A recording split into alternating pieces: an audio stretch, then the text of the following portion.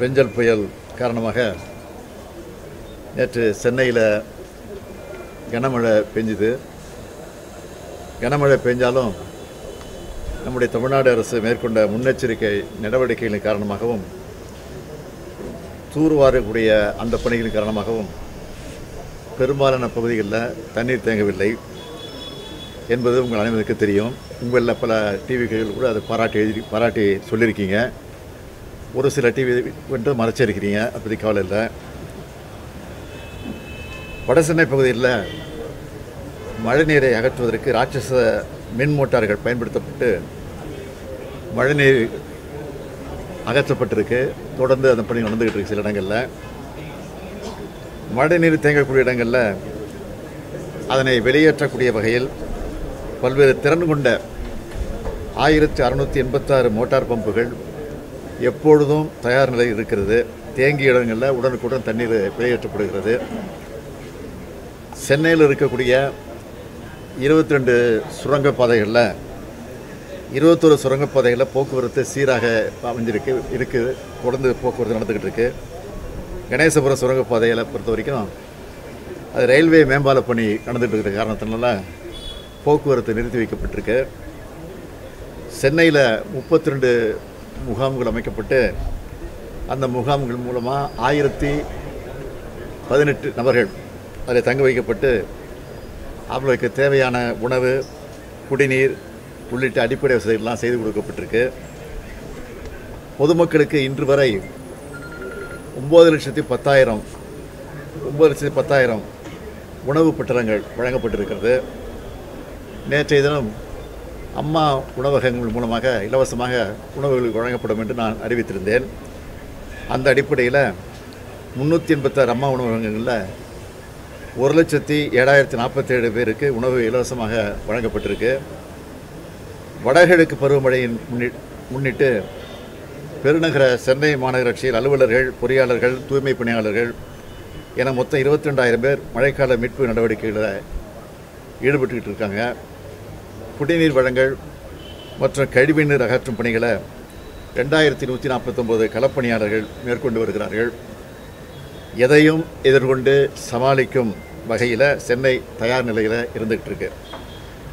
அதைத் தொடர்ந்து இன்று காலையில் குளத்தூர் தொகுதிக்கு நான் போயிருந்தேன். கடந்த காலங்களில் தண்ணீர் நிற்கக்கூடிய பகுதிகளில் எங்கும் இப்போ தண்ணீர் தேங்கலை. இதை மக்களே மகிழ்ச்சியாக தெரிவித்தாங்க. ஒரு சில ஊடகங்களை தவிர்த்து பல்வேறு ஊடகங்களில் சென்னை மக்கள் அதை பாராட்டி இருக்கிறாங்க. அதுக்காக நம்ம அவங்களுக்கு நன்றியை தெரிவிச்சுக்கிறேன். மாநிலத்து மற்ற மாவட்டங்களின் நிலையை நேற்று முதல் இன்று வரை நம்முடைய தலைமைச் செயலாளர் மூலமும் அந்தந்த மாவட்ட அமைச்சர்கள், மாவட்ட ஆட்சியர்கள் மூலமாக, தொலைபேசி மூலமாக நான் தொடர்ந்து கேட்டுக்கிட்டு இருக்கிறேன். அந்த வகையில் விழுப்புரம் மாவட்டத்தை பொறுத்த வரைக்கும் இதுவரைக்கும் வரலாறு காணாத வகையில் மழை அங்கே பதிவாகியிருக்கு. அந்த மாவட்டத்தை பொறுத்த வரைக்கும் அதனுடைய நிலைமையை தொடர்ந்து நாங்கள் கண்காணிச்சிக்கிட்டு இருக்கிறோம். குறிப்பாக கடந்த 24 மணி நேரத்தில் விழுப்புரம் மாவட்டத்தில் மயிலம் பகுதியில் 49 சென்டிமீட்டரும், நெம்மேலி பகுதியில் 46 சென்டிமீட்டரும், வானூர் பகுதியில் 41 சென்டிமீட்டர் என பல பகுதியில் அதிகமாக மழை பெஞ்சு பதிவாகியிருக்கு. விழுப்புரம் மாவட்டத்தை பொறுத்த வரைக்கும் மீட்பு மற்றும் நிவாரணப் பணிகளை துரிதப்படுத்துவதற்காக அந்த மாவட்ட அமைச்சரான பொன்முடி அவர்களோடு இணைந்து செயல்படுவதற்கு மாண்புமிகு போக்குவரத்துறை அமைச்சர் எஸ்.எஸ். சிவசங்கர் அவர்களையும் மாண்புமிகு மின்சாரத்துறை அமைச்சர் செந்தில் பாலாஜி அவர்களையும் நான் அனுப்பி வச்சிருக்கிறேன். அதேபோல் அமைச்சர்கள் எம்.ஆர்.கே. பன்னீர்செல்வம் மற்றும் கணேசன் அவர்களும் கடலூர் மாவட்டத்தில் மீட்பு மற்றும் நிவாரணப் பணிகளை அங்கே ஈடுபட்டு அந்த பணிகளை அவங்க செஞ்சுக்கிட்டு இருக்கிறாங்க.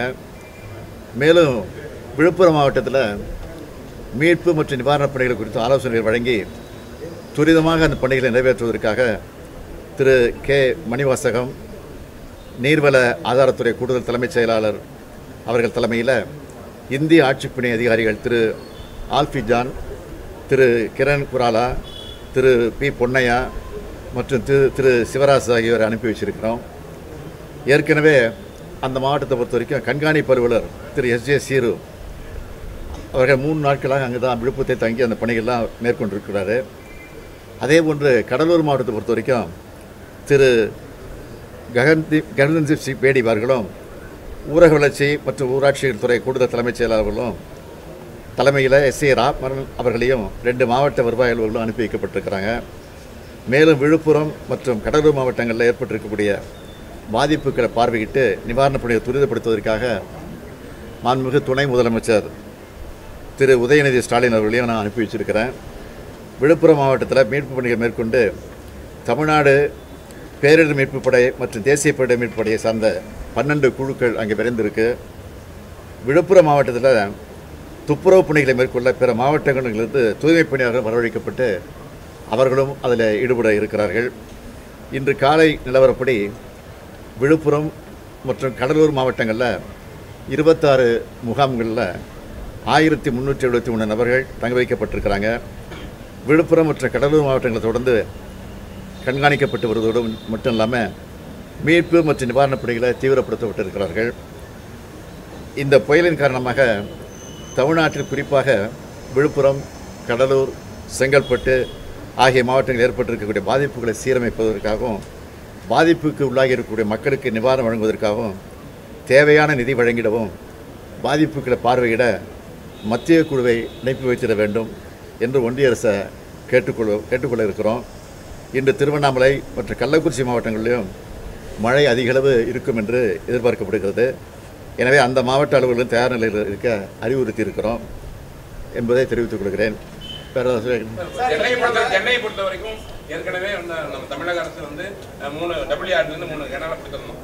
ஓட்டியர் கனல் இவங்க கூறுவாங்க. இன்னுமே பி கனல் கொடுத்தா நல்லா இருக்கும். ஏன்னா இந்த பக்கம் இவங்க கிட்ட கொடுத்தீங்கன்னா, அதாவது சென்னை கார்பரேஷன் லிமிட்டுக்குள்ள வரும்போது இவங்க ஒட்டுமொத்தமாக வேலை செய்யறதுக்கு கொஞ்சம் இன்ட்ரெஸ்டாக இருக்கும். ஏன்னா நீங்கள் அதை கொண்டு கொடுத்த பரவாயில்ல.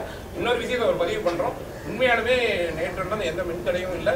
குறிப்பாக நல்லாவே ஒர்க் பண்ணாங்க. கார்பரேஷன் முதற்கொண்டு அனைத்து துறையும் நல்லாவே வேலை பார்த்தாங்க. அவங்களுக்கும் நன்றியை பாராட்டுகளை இந்த நேரத்தில் பதிவு பண்ணிக்கிறோம். நன்றி நன்றி. மத்திய அரசு கிட்ட என்ன கூடுதலா தமிழக அரசு என்ன எதிர்பார்க்கிறோம்? தேசிய பேரிடர் மீட்பு குழு வரணும்னு எதிர்பார்க்கிறோமா? என்ன நிலவரம்? மழை இன்னும் பல மாவட்டங்களில் தொடர்ந்து பெஞ்சிக்கிட்டு இருக்கு. இன்னும் நிற்கலை, முழுமையாக நிற்கலை. எனவே ஓரளவு மழை குறைஞ்ச பின் தான் பாதிக்கப்பட்ட மக்களுக்கு உரிய நிவாரணம் வழங்கணும். அதே மாதிரி பயிர் சேதத்தை பொறுத்த வரைக்கும் மழைநீர் வடிந்தவுடன் முறையாக கணக்கெடுப்பு நடத்தணும். இதெல்லாம் அந்த இழப்பீடு தொகை எப்படி வழங்குறதுங்கிறத அப்போ தான் முடிவு பண்ண முடியும்.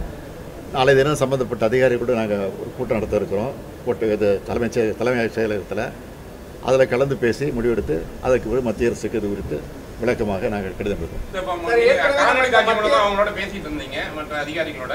நீங்கள் ஏதாவது விழுப்புரமோ அல்லது பக்கத்தில் போகக்கூடிய வாய்ப்பு இருக்கு? ஏன்னா இன்னும் கதையை கடக்கல அப்படின்னு சொல்லக்கூடிய சூழல்ல எந்த மாதிரி பாதிப்பு வரும்னு அவங்க சொல்லியிருக்காங்க. நம்ம என்ன தயார் நிலையில் இருக்கிறோம்? அமைச்சர்கள் சென்றிருக்கிறார்கள். அதிகாரிகள், மூத்த அதிகாரிகள்லாம் அனுப்பிச்சி வச்சுருக்கிறோம். ஏற்கனவே அந்த மாவட்டத்தில் அனுபவம் உள்ள கலெக்டராக இருந்த அதிகாரிகளோடு அனுப்பிச்சி வச்சுருக்கிறோம். தேவைப்பட்டால் முதலமைச்சராக இருக்கக்கூடிய நானும் செல்வேன்.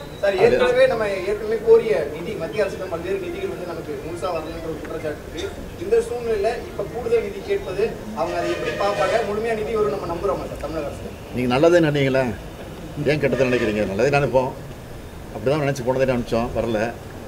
இந்த டைம் கணப்புறோம். வரலன்னா என்ன எப்படி சமாளிக்கிறது? இப்போ எப்படி சமாளிச்சோமோ அப்படி சமாளிப்போம். சார், வேற திட்டம் எதனா இருக்கா சார்? சென்னை மாநகராட்சி சிங்காரம் சென்னை திட்டம்லாம் கொண்டு வரப்பட்டும் பாலங்களின் கீழே தண்ணி தேக்கமானது இருந்து கொண்டே இருக்கு. எந்த பாலங்களை செஞ்சு சார்?